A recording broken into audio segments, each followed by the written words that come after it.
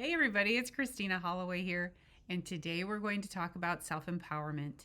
So, our conversation today is mostly going to be about mindset, and it's about shifting the mindset so that you feel like you have a little bit more control over the environment where you work. And especially if you're feeling like you're just being batted about or people are making decisions on your behalf and you feel disempowered, like you don't really have choices or a lot of the things that are playing out are not working to your favor.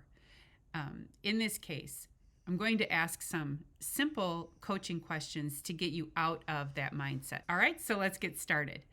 Now, when we're talking about self empowerment, we always want to look at the situation and ask ourselves, what are we really trying to accomplish here? Now, I did have a particular situation once a long time ago where I was having quite a combative experience with my colleague. The person was very angry and always yelling, and I could tell that in order to express disagreement, this person was really frustrated and just always using anger and aggression and had no emotional intelligence or any grasp of their emotional intelligence or ability to even control it or contain it. So the first thing is to kind of assess the situation and understand who you're dealing with. And here I'm talking about an interpersonal dynamic, first of all, for self-empowerment. Now, in an interpersonal dynamic that spiraled out of control, where you feel like you don't have any empowerment, so let's say that person is a level or two above you, then you do want to be able to ask yourself, when I respond to this person, am I responding out of a place of fear or responding out of a place of power? And you may feel like you're the lowest person on the ladder, or that you have the lowest seniority at the company, or that you're an insignificant person working at the business. But we all have power in a dynamic. And when we talk about self-empowerment, what we're doing is creating a boundary. When we create a boundary, we're telling the other person that we're talking to or dealing with that there are rules of engagement, and that if they continue to engage with us in a certain way, that we're not going to be inclined to cooperate with them. So you're teaching them how to talk to you and how to interact with you so that they can get what they're looking for from you.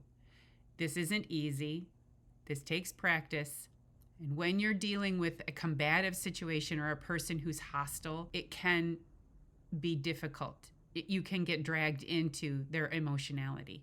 So a lot of times, and I know I've done this on my videos, I have explained repeatedly, walk out of the room, end the conversation, tell them I can't deal with you when you're talking to me like this. What does that do? The angle that I'm using here is asking, are we chasing a result or are we choosing a result? Now, you can decide or you can respond or react in a way that reinforces that person's behavior. Oh, I'm sorry. I didn't know this was going to upset you. I'll try better next time. If you could just explain it to me one more time, I'll get it right. Don't worry. You're actually just reinforcing to them that their behavior is going to get them the result that they want, which is for you to apologize. And also for you to be compliant with them. They feel that they're in control of the situation. So for you, you can choose to respond that way. And there are moments where that type of response is relevant, especially if a person is dangerous or you're in a room together alone and you just want to remove yourself from that situation, and that's fine. Or the person is so volatile that you could lose your job, and we don't want that to happen for you. So you could respond that way. Now, if you feel like you're in a good enough space where sometimes a person will behave this way and it's because no one else has ever said anything like they can't act that way, then you have plenty of opportunity here to regain self-empowerment and tell them, I don't conduct business this way. I'm a complete professional. This behavior is unprofessional. I can't engage with you in this manner, and you're making me upset. Whatever angle you thought was working to your advantage isn't going to work with me. So by choosing your response, you're now telling them excuse me, but if you expect to get results from me, you're going to need to use a different approach. So the difference in self-empowerment between chasing the results that you want or choosing the results that you want is born from this mindset, which is every situation that you walk into, you know you have power. You don't have big power or commanding power, but you have power over how you respond to the situation, and you have power over how the dynamic unfolds. You can either continue with the conversation or you can shut it down. Your power lies in what you choose to do. Now, how does this work in other situations? Let's say you're doing a job interview and you know that you really want to get out of the job that you have. And you're coming down to the moment where they're going to interview you and then give you an offer.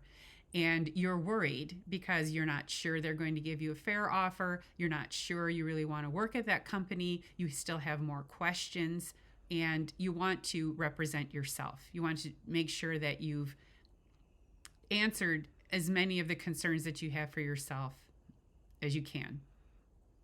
So again, we want to ask, when you interact with the hiring manager and you speak to them, you're asking yourself, am I chasing this job opportunity or am I choosing it? You may feel like you're in a very precarious position at work and you've got to get out of there fast, and a new opportunity arises, and you're more than inclined to want to just take it so you can remove yourself from a bad situation. I mean, that's all well and good. So if you're dealing with a volatile situation, things don't look good, and you actually have an offer where you can float to the next offer, it might be okay for you to take the offer knowing that as soon as you land there, you're going to assess, how do I feel, and have I bought myself a few months of time before I actually start looking again, which is okay. All of that's okay. You actually can accept a job, stay there for a month, and then quit. I know a lot of people feel bad, but circumstances change all the time. So it's okay if you actually take a job, realize that this wasn't a good idea for you, and you can leave. Now, what does that do? You've empowered yourself. You've empowered yourself by choosing to get out of a bad situation. You've empowered yourself by choosing to take a bridge job. And then you've empowered yourself to continue looking until you find something where you know it's going to be a good match for you. You've made conscious decisions to move forward.